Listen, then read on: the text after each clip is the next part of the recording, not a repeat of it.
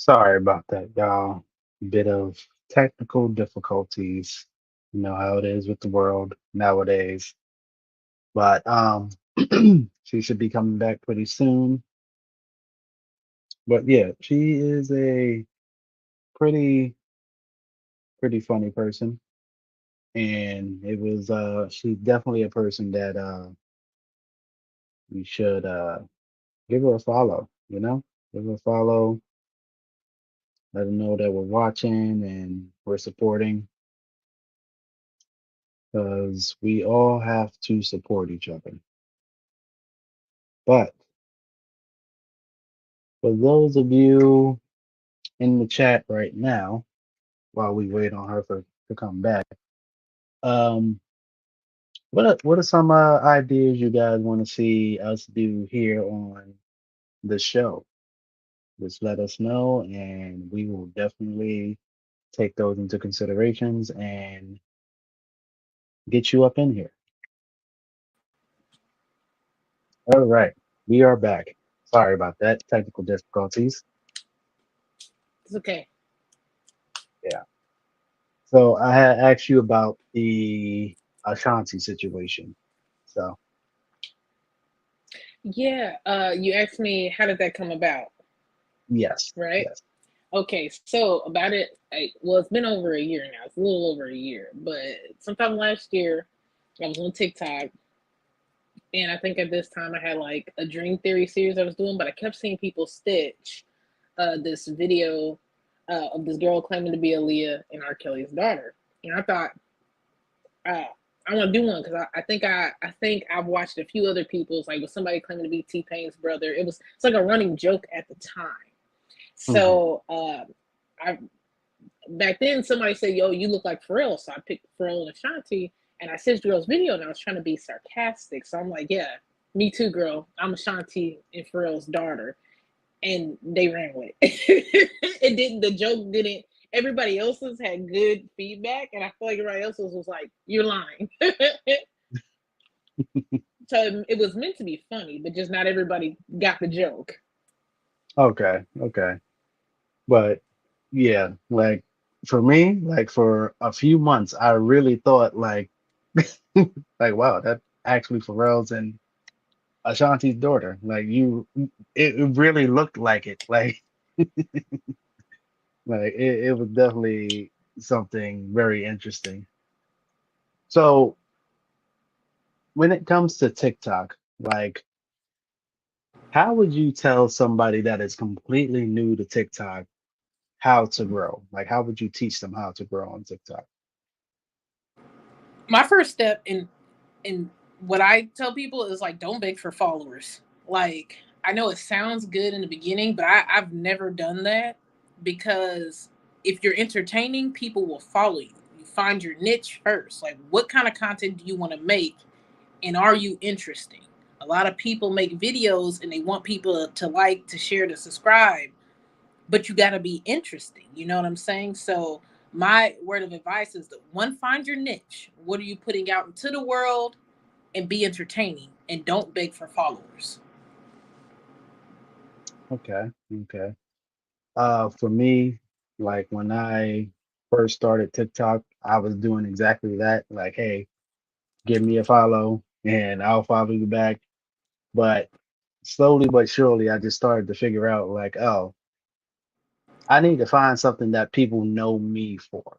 So, I think the and the only reason why I say don't beg for followers is because doing the follow train is fine. Like if you just want to get to the point of going live, that's okay. Like some you get it how you get it. But when you ask a bunch of people to follow you and they don't really like your content, they're not really messing with you. Now you have empty followers. So yeah, you made it up to 5,000 followers, but if you're doing a follow for a follow, they don't have to like your stuff. They might not like your content at all. They're following simply because you ask. That doesn't mean they like your content. You want people to follow you that like your content, that are going to like and share it. So that's why I suggest people don't do that. Is if you're trying to reach a goal, that's fine. But if not, and you're wanting interaction, follow for follow can't guarantee that people will really pay attention to you. okay, okay. And that brings me to my Next question. How do you balance your social media life and your work life? I need to work on it, but really, I kind of go ghost. I think a little bit on TikTok sometimes. Like sometimes I step away. I take breaks because if you're constantly watching other people's stuff, it can get in the way of like creativity. I feel like every once in a while you got to step back. What do you find funny, or what is something that you're thinking about? You might hear so many people talk about something that you want to hop on, but if all your videos are feeding off of what everybody else is doing, sometimes by the time you make things or do things, it's repetitive. It's like, okay, heard that topic already. So I try to take breaks, get some ideas together, then come back. Okay, okay. Yes, taking breaks is very important, and we have some support in the comments from Miss Author Nikki. Hello, how are you? Popping in to show some support. Shout out to Breaking the Silence podcast. We love y'all. And my next question is you're you also have a series that you've been doing for a while now. It's Yeah. the Oz series. Yeah. So what can you tell us about that? The Oz series right now is sort of at a hiatus. We took the old videos and we moved it to a separate page, but it's kind of a refreshing twist on the after story to Dorothy coming to Oz, where in this scenario, the Wicked Witch of the East does not die, and Oz has taken over the land of Oz, and they're trying to regain control in this like war to bring a balance to the land of Oz. So, with this show, which right now we're in the transition, so the you can watch the War on Oz on the TikTok account called the Official Bookkeeper. In our show, we have like a bookkeeper who like keeps all the records in the land of Oz, and so all of that is on her account. But I do on my account have the very first video posted and the most recent, and we try to balance it that way so people don't have to hop around to a bunch of different pages to see the different characters interact. But yeah, we're I think this is we've been doing this for a couple years now. I think we're on like 2.5 years in maybe. and it Okay. and it's a great cast. Everybody's from different places, and we have a 10 man, and there are free spots that are always open too. Like we in the beginning were encouraging people to like if there's not a character taken, like you can hop on and be a character on the War and Oz. So like we have a 10 man. We don't have a Dorothy. We have a Glinda. We have we don't have Scarecrow, but we have like made characters where people brought something to the table. Like somebody wanted to play the Witch of the South. They don't really mention her in the Wizard of Oz, so we brought her on.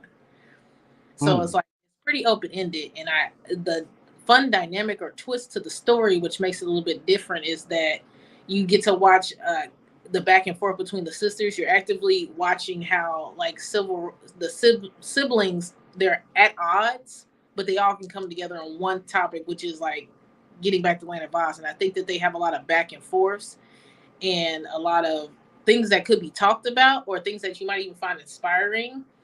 But I think it's just a nice twist, and I feel like when you watch it, uh, it's really a fun outlook on like how in a blink of an eye everything can change, and you might not always know who to blame, but no matter what, you got to get to a resolution.